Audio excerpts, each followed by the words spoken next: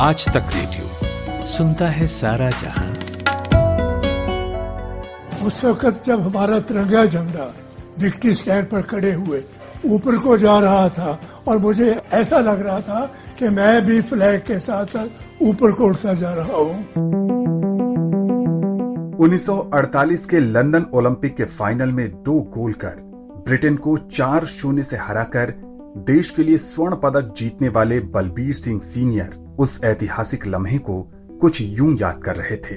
भारतीय हॉकी के बेहतरीन सेंटर फॉरवर्ड मैदान पर हमेशा जीत के लिए जुनूनी बलबीर आखिरकार मौत से हार गए। बीते कई सप्ताह से बीमार चल रहे हॉकी के इस करिश्माई खिलाड़ी ने सोमवार को 96 साल की उम्र में अंतिम सांस ली। वो शायद भारतीय हॉकी के स्वर्णिम युग के अंतिम पहरेदार थे। आज तक रेडियो के इस पॉडकास्ट में आपका स्वागत है। मैं हूं आनंद श्रीवास्तव। इस पॉडकास्ट में बात hockey legend Balbir Singh senior की। बलबीर सिंह सीनियर हॉकी का वो नाम जिन्होंने देश को 1948, 1952 और 1956 के ओलंपिक में स्वर्ण पदक जिताने में अहम भूमिका निभाई। रिकॉर्ड बुक के पन्ने पलटने शुरू करें तो बलबीर के नाम एक से बढ़कर एक कई कीर्तिमान दर्ज हैं, जिस पर पूरे देश को नाज है। 1952 के हेलसिंकी ओलंपिक में भारत ने कुल 13 गोल किए, जिसमें से 9 अकेले बलबीर की स्टिक से निकले। उन्होंने फाइनल में नीदरलैंड्स के खिलाफ 5 गोल किए, जो अब तक ओलंपिक फील्ड हॉकी फाइनल में एक रिकॉर्ड है। भारत ने मुकाबला 6-1 से जीता था। उनके नाम कुछ और अनूठे कीर्तिमान दर्ज हैं। इस बारे में हमने बात की वरिष्ठ हॉकी विशेषज्ञ और भारतीय टीम के पूर्व मैनेजर अनुपम गुलाटी से। वो भारत के सिर्फ एक ही खिलाड़ी हैं जो कि 2 बार ओलंपिक गेम्स में उनको गौरव था कि फ्लैग बेरर बने। कोई और स्पोर्ट्समैन को ये अभी तक उपलब्धि नहीं मिली है। 1952 में भी वो फ्लैग बेरर थे भारतीय टीम के ओलंपिक्स में, और सन 56 में भी। स्पोर्ट्समैन के पहले पद्मश्री थे 1957 में। 3 ओलंपिक के स्वर्ण विजेता थे और 1956 मेलबर्न ओलंपिक्स में कप्तानी भी की। 1952 में वो उप कप्तान थे। आजादी के बाद 1948 के ओलंपिक खेलों में हॉकी में भारत का जादू एक बार फिर चला। उस समय की टीम शानदार थी और बलबीर सबसे काबिल खिलाड़ियों में से एक थे। वो जो सन 48 की टीम थी उसमें जो फॉरवर्ड लाइन थी बहुत ही लाइटनिंग फॉरवर्ड लाइन थी, बिल्कुल, जिसके अंदर दादा किशन लाल कप्तान थे राइट पे। कुंवर दिग्विजय सिंह बाबू जिन्होंने 1952 की कप्तानी करी हेलसिंकी में, वो इनसाइड राइट थे, और साथ में बलबीर सिंह ये सेंटर फॉरवर्ड थे।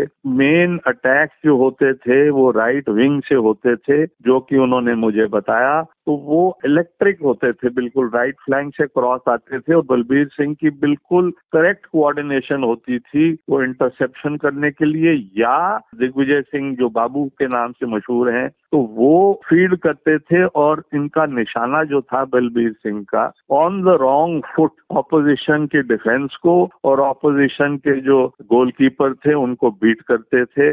और बिल्कुल जो स्किल उनकी थी लाजवाब थी। विद द बॉल उनकी जो रनिंग थी, ऑफ द बॉल भी रनिंग और विद द बॉल दोनों, वो बिल्कुल काबिले तारीफ थी। ब्रिटेन के खिलाफ लंदन ओलंपिक का वो फाइनल कई मायनों में ऐतिहासिक था। परिस्थितियां आसान नहीं थी और उस मुश्किल हालात में बलबीर सिंह सीनियर का खेल और निखर कर आया। ग्राउंड वेट भी था, बारिश हुई थी वहां पे, और उस टाइम कई प्लेयर्स जो थे भारत के वो विदाउट शूज भी खेलते थे। खैर बलबीर सिंह तो जूते पहन के खेल रहे थे, तो उसके अंदर ग्राउंड हैवी हो गया बारिश कहने के बाद। तो उसमें क्या होता है कि उस टाइम तो कोई आर्टिफिशियल टर्फ तो होती नहीं थी, तो इट वाज नॉर्मल ग्राउंड जो होता है। तो उसमें वो इंग्लैंड वालों को बहुत दिक्कत हुई। भारतीय टीम बिल्कुल स्किलफुली गई इसमें, और उसमें बलबीर सिंह के 2 गोल के अलावा 1 गोल त्रिलोचन बावा जो फुल बैक थे उन्होंने किया था एज पेनल्टी कॉर्नर का, और एक पैट जैनसन थे, वो एंग्लो इंडियन थे, उन्होंने 1 गोल और किया था। एक दिलचस्प बात आपको बताऊं तो भारत को ब्रिटेन के खिलाफ ओलंपिक गोल्ड दिलाने वाले बलबीर का नाम शुरू के 39 संभावितों की सूची में भी नहीं था।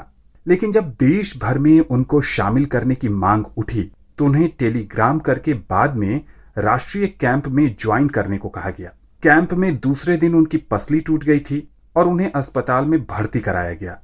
बाद में वो ठीक हुए और उनका नाम 20 सदस्यीय ओलंपिक टीम में शामिल किया गया और उसके बाद जो हुआ वो इतिहास के पन्नों में दर्ज हो गया। एक खिलाड़ी के तौर पर देश को कई गौरवपूर्ण लम्हे देने वाले बलबीर सिंह सीनियर ने 1975 के हॉकी विश्व कप में बतौर कोच देश को स्वर्ण पदक जिताने में अहम भूमिका निभाई। फाइनल में भारत ने पाकिस्तान को 2-1 से हराया था। इनके साथ कोच थे GS बोधी और ये मैनेजर भी बने थे उसी विक्टोरियस टीम जिसने स्वर्ण पदक कुआलालंपुर में सन 75 में विश्व कप में लिया था। तो इनकी बहुत ही रिस्पेक्ट थी प्लेयरों से भी, इनकी जो कोचिंग भी थी और मैनेजरशिप जो 2 in 1 था इनका, वो बहुत ही बैलेंस था और कोई निराशा नहीं थी टीम में, कोई लड़ाई झगड़ा, कोई ग्रुपिज्म नहीं थी जो कि हम सुनते हैं बाद में कईयों टीमों में हुआ। तो ये कैंप पहले लगा था चंडीगढ़ में और वहां से ये जुड़ के टीम गई है। जो तरीका था फॉर कोचिंग और मैनेजरशिप का, उस पे पूरी टीम बिल्कुल बैलेंस थी और नतीजे आपको पता ही हैं। वहां पे जैसे हुआ, उतार चढ़ाव तो होते रहते हैं, परंतु मेरे ख्याल में वो जो ऐतिहासिक विजेता थी पाकिस्तान के खिलाफ, वो मेरे हिसाब से दोहराना बहुत मुश्किल है।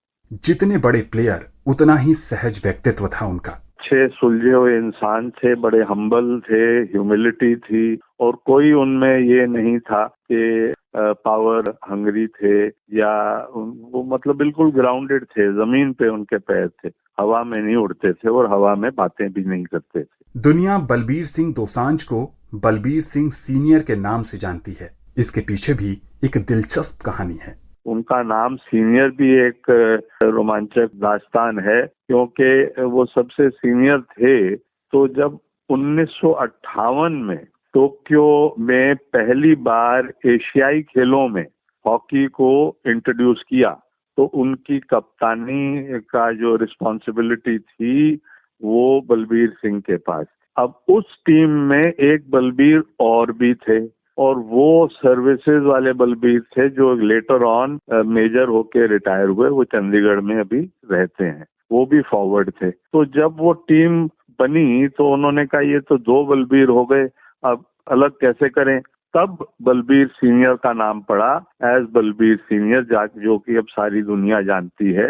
वो इतिहास है 1958 का और उसके बाद इन दोनों बलबीरों के बाद 4 बलबीर और आए जिनमें एक सर्विसेज के और भी थे जो राइट हाफ खेलते। 3 ओलंपिक स्वर्ण, कई कीर्तिमान और 96 साल की लंबी आयु जीने के बाद भी एक चाहत उनकी अधूरी रह गई।